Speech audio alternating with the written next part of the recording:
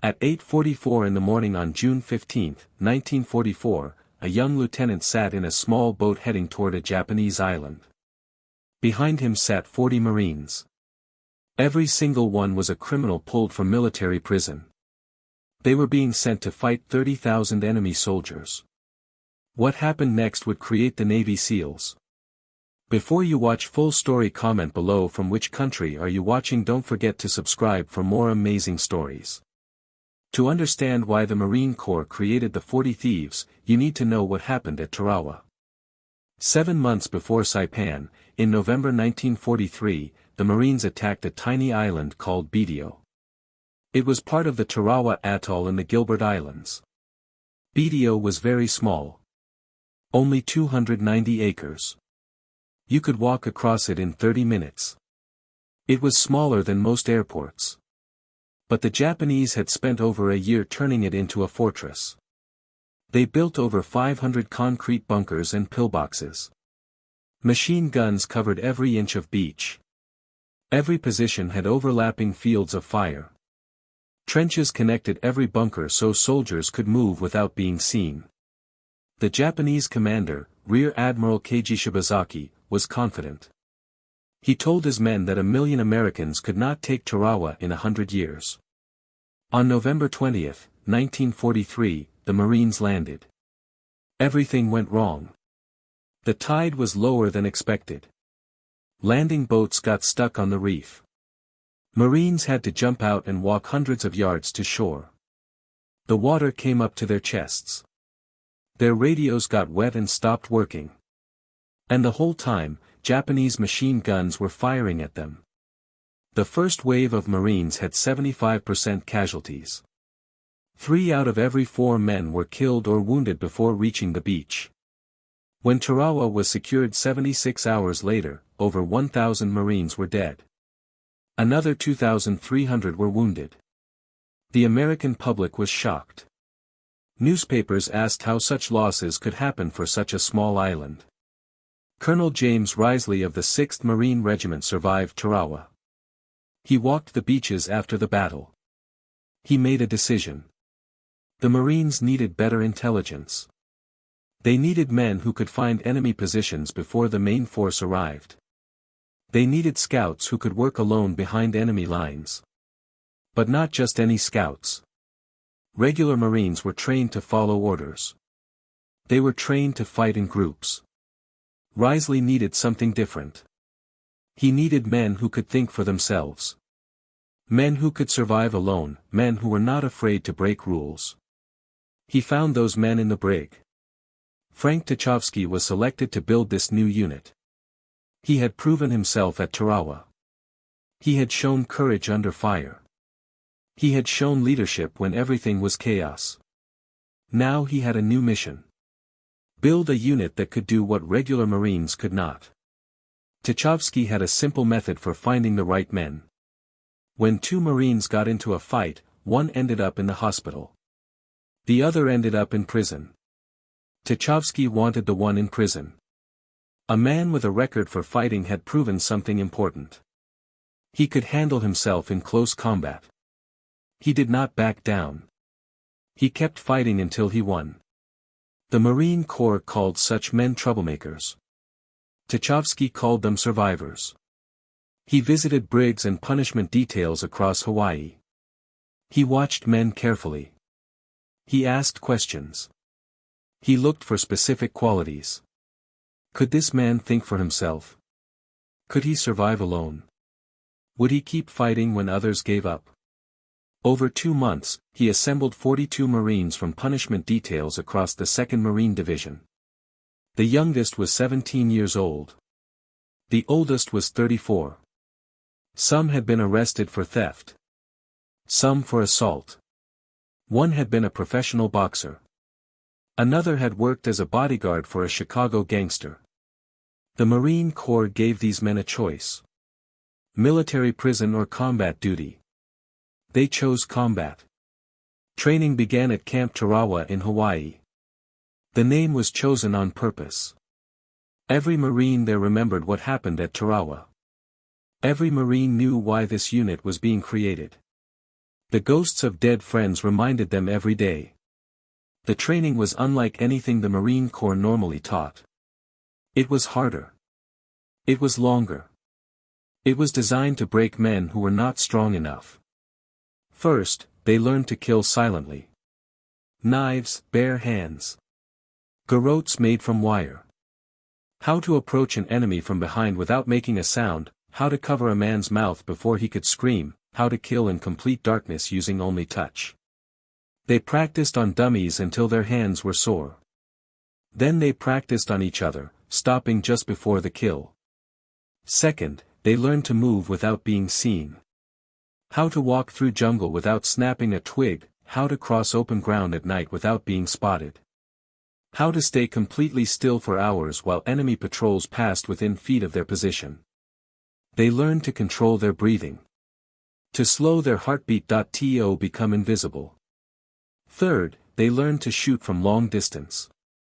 They practiced with M1903 Springfield rifles fitted with 8-power unertl scopes. They learned to hit targets from 600 yards away. They learned to account for wind, for distance, for the movement of their target. One shot, one kill. That became their motto. Fourth, they learned to destroy. Bazookas for tanks, explosives for bunkers, grenades for groups of enemies. They learned which part of a tank was weakest. They learned how to blow up a bridge with minimum explosives. They became experts at destruction. Fifth, they learned to steal. Marines were already famous thieves. The Marine Corps was the poorest branch of the American military in 1944. They received old weapons and not enough supplies. To survive, Marines learned to steal from Army and Navy units. Tucholsky's men became masters at this. They raided Army supply depots for food. They took equipment from Navy warehouses. They stole jeeps and trucks. Other Marines started calling them the 40 Thieves. The name stuck. By June 1944, the 40 Thieves were ready. Their mission was simple. Land with the first wave. Push ahead of the main force. Find Japanese positions and radio their locations. Then disappear into the jungle. Days at a time behind enemy lines. No support. No rescue if captured. Everyone knew what capture meant. The Japanese did not take prisoners. Saipan was different from any island the Americans had attacked before. The Japanese considered Saipan part of Japan itself. Over 30,000 Japanese civilians lived there. The Japanese would defend it with everything they had. The island was 14 miles long and 5 miles wide. Mount Tapachau rose 1,500 feet in the center. From the top, Japanese observers could see every beach. They could see every ship. They could direct artillery fire anywhere on the island. There was no place to hide from those eyes on the mountain. The Japanese garrison numbered approximately 32,000 troops. American intelligence had estimated only 15,000. They were wrong by more than double. This mistake would cost many American lives. These were not ordinary soldiers. The 43rd Division of the Imperial Japanese Army defended Saipan. Many were veterans who had fought in China. They were tough. They were experienced. They would not surrender. Japanese military code taught that surrender was worse than death. Every soldier was expected to fight until he died. The defensive preparations had taken months.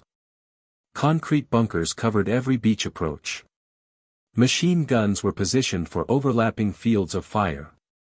This meant that if one bunker was destroyed, 2 others could still hit the same area. Artillery was hidden deep in caves where naval shells could not reach. Trenches zigzagged across the island so soldiers could move without being seen. The Japanese had studied every beach.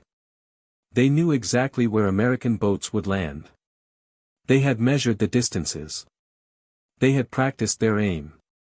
When the Americans came, Japanese gunners would know exactly where to shoot. American planners expected heavy casualties. Some estimates predicted 50% losses. Half of everyone who landed might die or be wounded. But Saipan had to be taken. It was close enough to Japan for American bombers to reach Tokyo. On June 13, 1944, the bombardment began.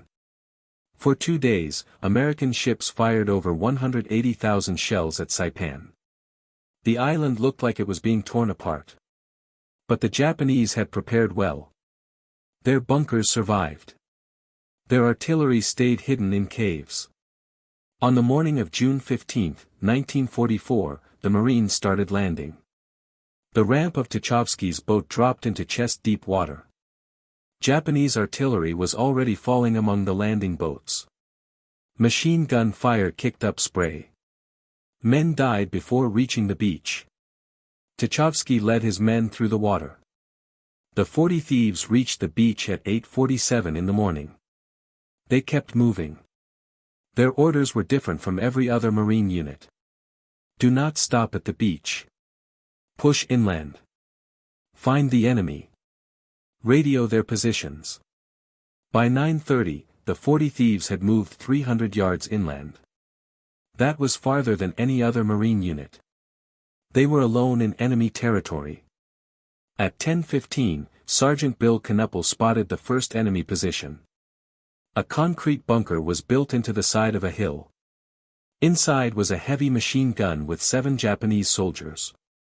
The bunker covered 3 valleys where Marines would advance later that day. Tucholsky made a quick decision.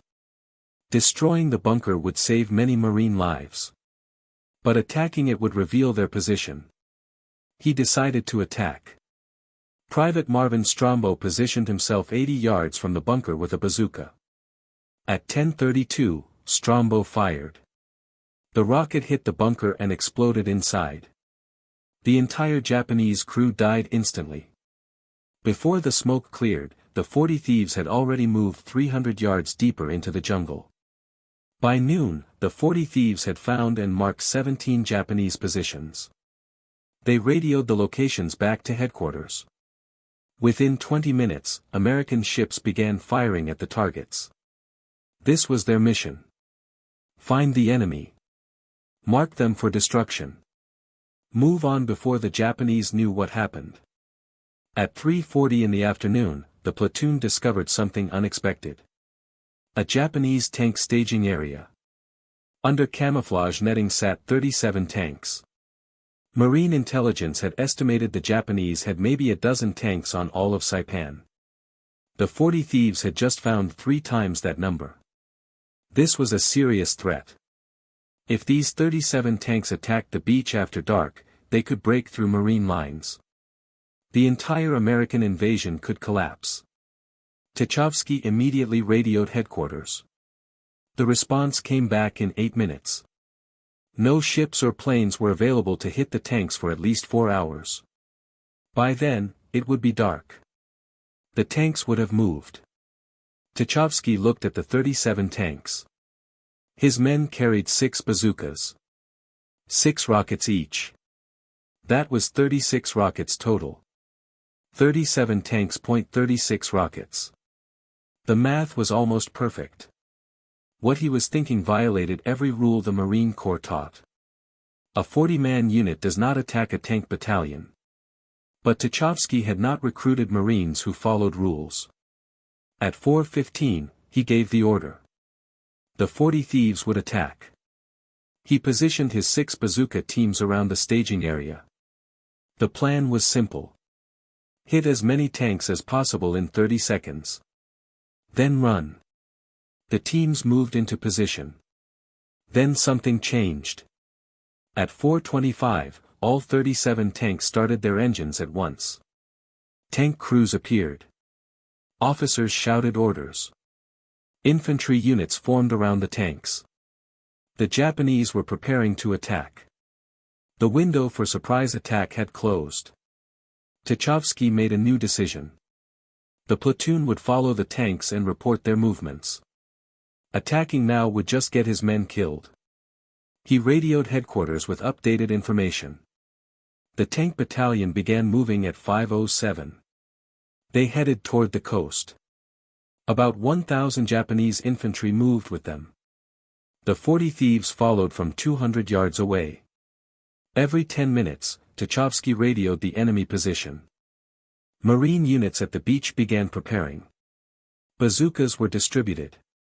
Sherman tanks moved forward. Artillery adjusted aim. At 6:15, the Japanese formation stopped. Officers gathered for a meeting. Then the formation changed direction. Instead of attacking the main beach, the tanks turned north. By 7:05, Tucholsky understood their plan. The Japanese were targeting the gap between the 2nd Marine Division and 4th Marine Division. A breakthrough there would split the American forces in half. Tucholsky radioed the warning. But the gap was defended by only 340 Marines. Against 37 tanks and 1,000 infantry. At 7:23, the Japanese attack began. The 40 thieves watched from high ground as enemy tanks rolled forward. Marine positions erupted with bazooka fire. The first 3 Japanese tanks exploded. But 34 more kept coming. Then Tucholsky saw something dangerous. One Japanese tank had separated from the main group. It was heading directly toward the 6th Marine Regiment's command post. That was where Colonel Risley was coordinating the entire defense. If that tank reached the command post, it could destroy radio equipment and kill senior officers. The entire Marine response could collapse. Colonel Risley had no idea the tank was coming. Tucholsky had maybe 3 minutes to act. He grabbed Private Herbert Hodges, the best bazooka shooter in the platoon. They ran down the slope to intercept the tank. They reached a position 30 yards from the tank's path at 7:31. Hodges aimed the bazooka. The tank appeared 20 seconds later. Its turret was rotating, searching for targets. Hodges waited for the perfect moment. The tank moved closer. 25 yards, 20 yards, 15 yards. Then it stopped. The commander was checking his map. Hodges fired at 7:32. The rocket hit the tank's side and exploded inside. All 4 crew members died instantly. The tank burst into flames. The explosion lit up the jungle for 300 yards. Japanese infantry nearby saw the fireball. They assumed they had found a major Marine position. They redirected their attack away from the command post. Tucholsky's shot had saved the command post. But it had also revealed his position. Enemy machine gun fire began hitting the area. Mortar rounds started falling. The 40 thieves had to run. The withdrawal through jungle in darkness tested everything the 40 thieves had trained for. The platoon split into small teams. They moved independently toward meeting points.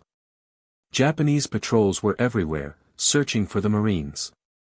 Private Strombo's team encountered a Japanese patrol at 8:05. 7 enemy soldiers moved through the jungle with flashlights. Strombo and 3 other Marines lay motionless in the bushes. The patrol passed within 10 feet. One Japanese soldier stopped. He looked directly at where Strombo was hiding. The Marine held his breath. The soldier stood there for 43 seconds. Staring into the darkness. Finally, he moved on. By 9 o'clock, about half the 40 thieves had reached the meeting point. Tucholsky counted 23 men. 17 were still missing. The meeting point was too close to Japanese positions. Tucholsky decided to move back to Marine lines and send rescue teams at dawn. The group reached friendly territory at 9:41. 23 men had made it. 17 were still out there. The Japanese tank attack continued through the night. By dawn, the Japanese had lost 27 of their 37 tanks. The attack had failed. At first light, Tucholsky sent search teams into the jungle. They found the first body at 7:05. Private Donald Evans had been shot twice in the chest. The second team found 3 more bodies at 8:20. These Marines had been captured alive. Then executed. Their hands were tied behind their backs. They had been stabbed with bayonets. By 10 o'clock, 6 of the missing Marines were found alive. They had evaded capture and reached Marine lines at different locations.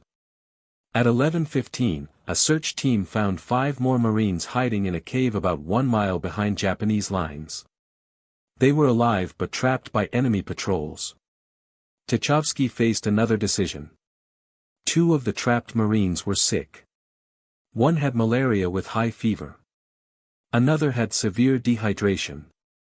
He assembled a 6-man rescue team and moved out. They reached the cave at 12:33. The trapped Marines were exhausted but alive. The extraction required crossing 1 mile of enemy territory in daylight. They made it 400 yards before encountering a Japanese patrol. 20 enemy soldiers. Tucholsky chose to ambush them. The Marines positioned themselves in an L shape. The Japanese walked into the kill zone. 11 Marines opened fire at once. The patrol was destroyed in 7 seconds. 20 enemy soldiers killed. No survivors. But the gunfire had been heard. Japanese units would be coming. The Marines ran. At 1:29, the terrain dropped into a steep ravine. 40 feet deep. Tucholsky chose to go down. The Marines descended, carrying the sick men. Japanese soldiers appeared on the ridge above. They began shooting down into the ravine. 1 Marine was hit in the leg. Another took shrapnel. At 1:38, the Marines hit a dead end. The ravine ended in a box canyon. No exit. They were trapped. Japanese soldiers began descending to surround them. Then Tucholsky noticed something. The canyon wall was not solid rock. Vegetation was growing at the base. That meant a crack in the stone. 2 Marines checked. There was a narrow opening behind the plants. It led upward through the rock. The Marines squeezed through one at a time. Complete darkness inside. They moved by touch. The passage came out on the other side of the ridge at 2:07. All 11 Marines reached American territory at 2:23. By nightfall, 37 Marines were accounted for. 3 remained missing. They were listed as missing in action. The 40 thieves had lost at least 6 men in their first 48 hours on Saipan. But they had accomplished their mission. Colonel Risley sent new orders. After 1 night of rest, the 40 thieves would return to the jungle. This time, even deeper behind enemy lines. At 5:30 on June 17, the platoon moved out. Their target was a ridge system 3 miles inland. Japanese artillery there had been shelling Marine positions for 2 days. Aerial photos could not find the guns. The Japanese had hidden them inside caves.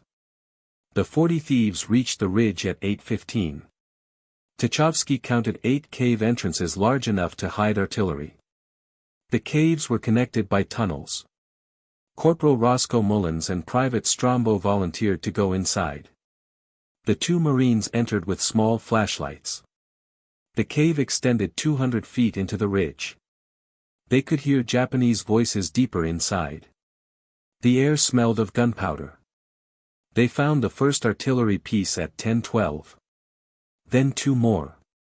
They also found a command post and sleeping quarters for 60 soldiers. At 11:03, they heard Japanese soldiers approaching. The 2 Marines pressed into a small hole in the wall and stayed still. A dozen enemy soldiers walked past. They passed within 3 feet without seeing the Americans. Mullins and Strombo escaped and rejoined the platoon. At 12:15, the platoon moved toward their next target. The town of Garapan. Garapan had been Saipan's capital. Marine commanders needed to know if Japanese forces were there. The 40 thieves approached Garapan at 3:40 in the afternoon. The town was destroyed from bombing. But Japanese soldiers were everywhere. At 4:05, Tucholsky made a decision that would become legendary. 5 Marines would enter Garapan in broad daylight. Tchaikovsky picked 4 men. Strombo, Mullins, Corporal Orozco, Private Evans. They removed all equipment that might make noise. They carried only rifles and knives. They entered the town at 4:41. Japanese soldiers were everywhere. The Marines counted at least 200 visible. At 5:08, Orozco spotted something. 5 bicycles leaning against a destroyed building, Japanese military bicycles. An idea formed. 5 bicycles. 5 Marines. They could ride through town like Japanese soldiers moving between positions. In the chaos, 5 men on bicycles would attract less attention than 5 men hiding. The plan was crazy. Tchaikovsky approved it instantly. The Marines took the bicycles and started riding at 5:15. They moved casually. Not hiding. Just soldiers on bicycles. Japanese troops ignored them. Some waved. Others shouted greetings in Japanese. For 43 minutes, the 40 thieves rode through the enemy capital. They mapped positions. They counted troops. They identified supply dumps and ammunition storage areas. They passed within yards of Japanese officers who never suspected anything. One officer even nodded at Tchaikovsky as they passed. Tchaikovsky nodded back and kept riding. They saw thousands of Japanese soldiers preparing for battle. They saw artillery positions. They saw where food and water were stored. They saw everything Marine commanders needed to know. The information they gathered would save hundreds of lives when Marines finally attacked Garipan. Commanders would know exactly where to strike. They would know where the enemy was strongest. They would know where the weak points were. At 5:58, they completed their circuit through Garipan and exited the town heading north. They abandoned the bicycles a mile outside town and disappeared back into the jungle. 5 Americans had just ridden through the capital of enemy-held Saipan in broad daylight. It was perhaps the most audacious reconnaissance mission of the entire Pacific War. The 40 thieves reached Marine lines at 7:32. They had been behind enemy lines for 14 hours. They had traveled deeper into Japanese territory than any other American unit on Saipan. And they had done it on stolen bicycles. Over the next 3 weeks, the 40 thieves continued similar missions. They mapped enemy positions across Saipan. They called in artillery strikes. They ambushed Japanese patrols. They witnessed terrible things. Japanese civilians jumped from cliffs rather than surrender. Japanese propaganda had told them Americans would torture and kill them. Mothers threw their children off cliffs before jumping themselves. Some Marines tried to stop them. A few succeeded. Most could only watch in horror. The fighting was brutal beyond anything Marines had seen before. On July 7, over 4,000 Japanese soldiers attacked in the largest suicide charge of the Pacific War.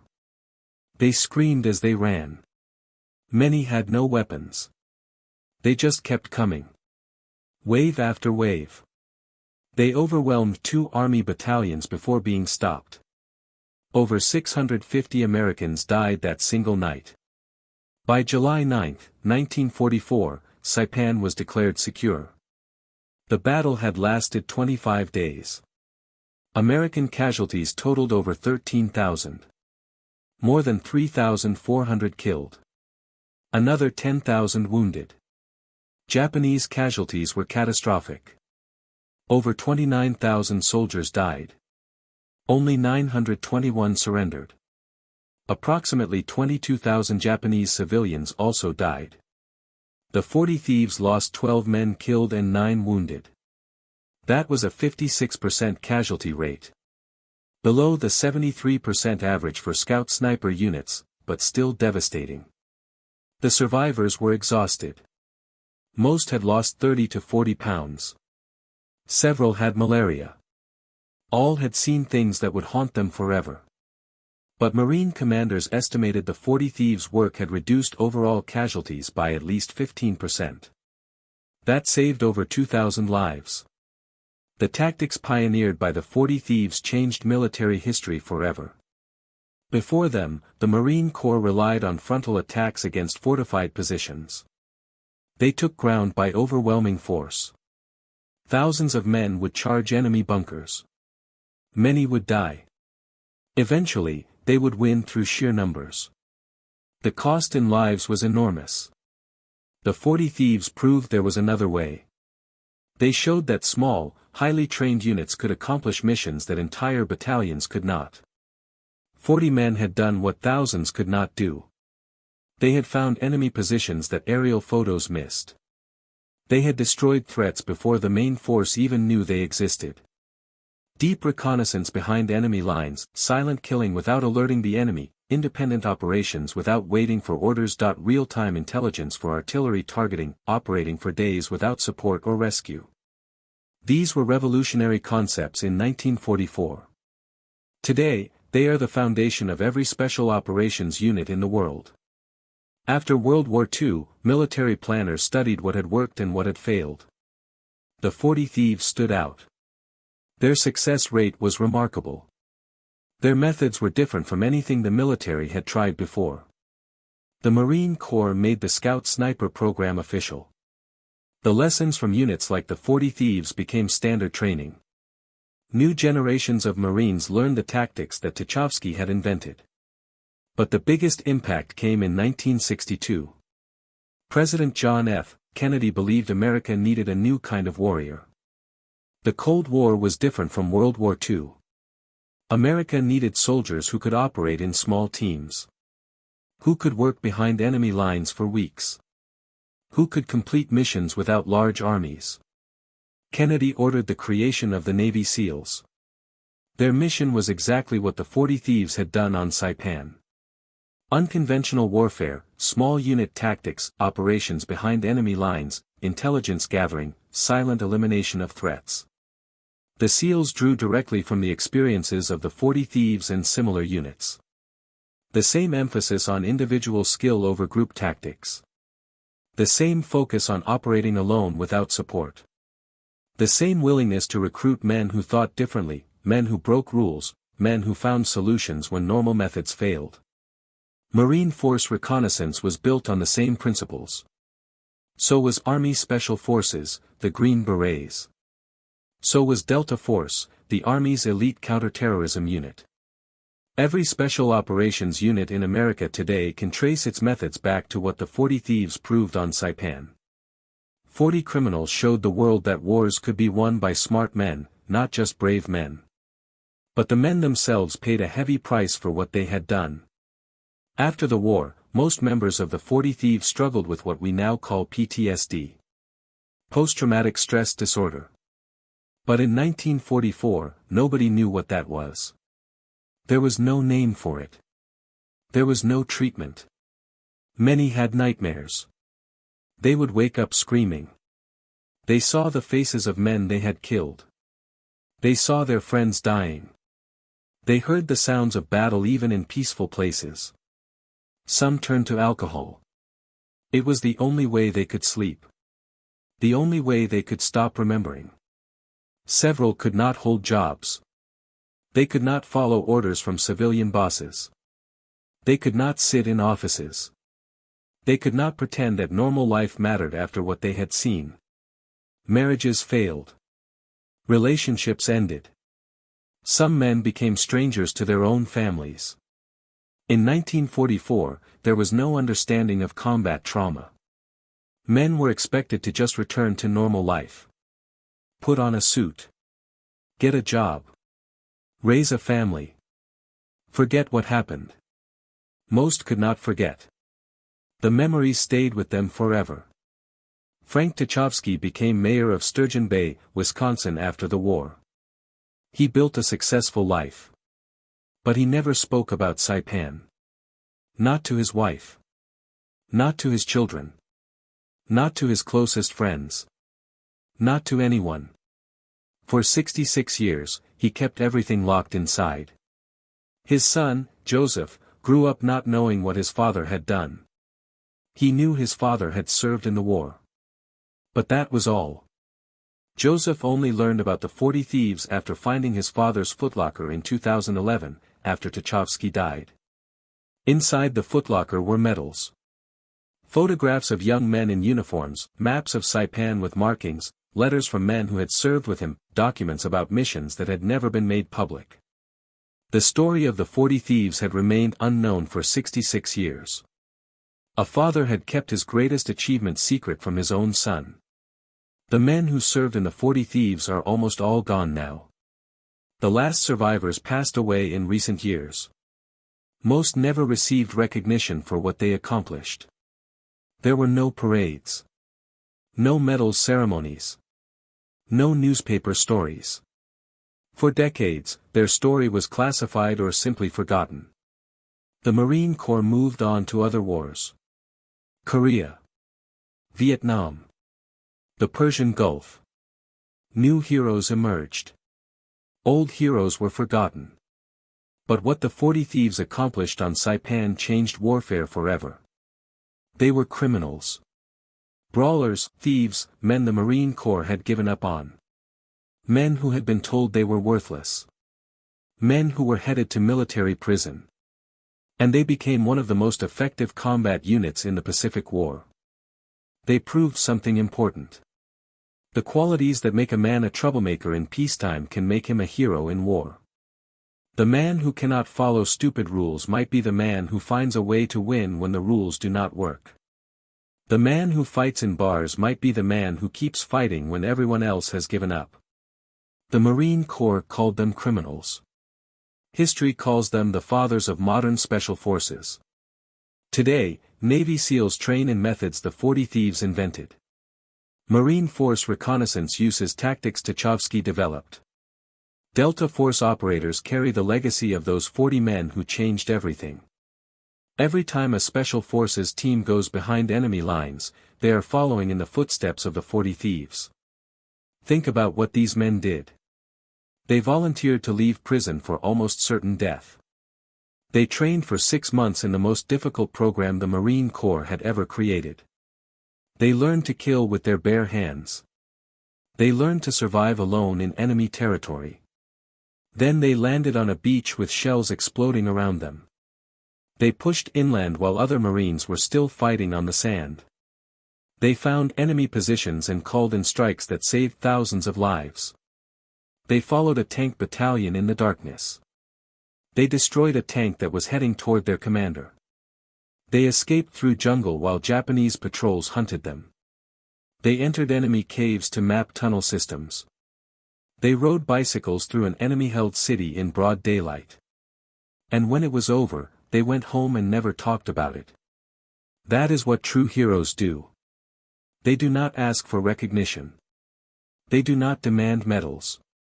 They do what needs to be done, and then they move on with their lives. Frank Tchaikovsky could have told his story 1,000 times. He could have written books. He could have given speeches. He could have become famous. Instead, he became a mayor of a small town in Wisconsin. He raised a family. He lived a quiet life. He kept his memories locked in a footlocker in his closet. Only after his death did the world learn what he had done. There are lessons here for all of us. First, never judge a person by their past. The men of the 40 thieves were called criminals. They were written off as failures. But when given a chance to prove themselves, they became heroes. Second, small groups of determined people can change history. 40 men changed how wars are fought. They inspired the creation of units that protect freedom today. Never underestimate what a few committed individuals can accomplish. Third, the greatest heroes are often unknown. They do not seek fame. They do not ask for thanks. They serve because it is right, not because they want recognition. The 40 thieves taught these lessons with their blood. If this story moved you, please hit that like button. It helps YouTube show these forgotten stories to more people who need to hear them. Subscribe and turn on notifications. We publish untold history stories every week. You will not want to miss them. Drop a comment below. Tell us where you are watching from.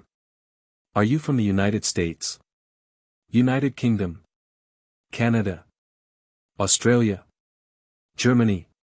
India? Philippines? Brazil? Somewhere else entirely? Our community stretches across the entire world. People from over 100 countries watch these videos.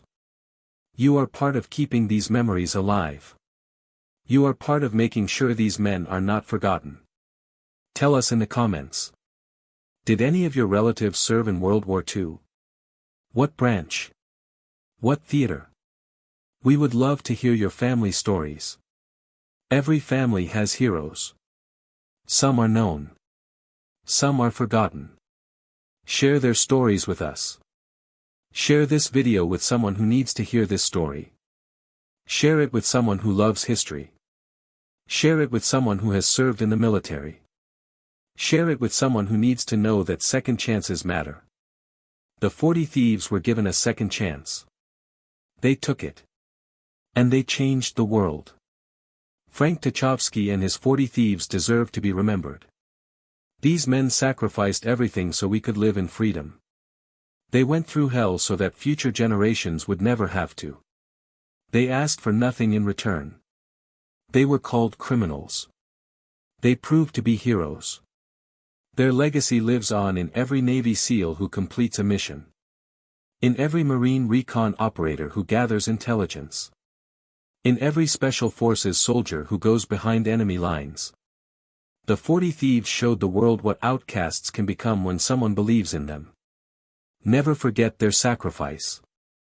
Never forget their courage. Never forget the 40 thieves of Saipan.